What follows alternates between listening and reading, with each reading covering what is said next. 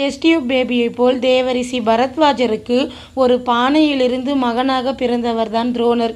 பரத்வாஜர் ஒரு அப்சரஸ் கன்னியைக் கண்டு தன் உணர்ச்சியை கட்டுப்படுத்த முடியாமல் தன் விருப்பமின்றி தன் விந்தணு வெளிப்பட்டதால் மகனாக பிறந்தவர் என்பதால் துரோணரை பரத்வாஜர் தன் மகனாக ஏற்றுக்கொள்ளவில்லை.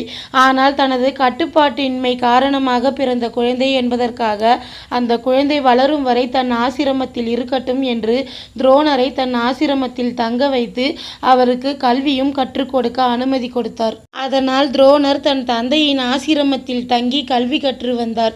அப்போது பாஞ்சாலத்தின் இளவரசனான துருபதன் 8 வயது சிறுவனாக பரத்வாஜர் ஆசிரமத்தில் வந்து தங்கி கல்வி பயின்றான்.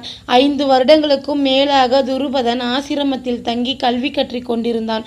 5 வருடங்கள் இருவரும் ஒன்றாக ஒரே ஆசிரமத்தில் தங்கியிருந்ததால் துருபதனுக்கும் துரோணருக்கும் இடையில் ஒரு நட்பு உருவானது.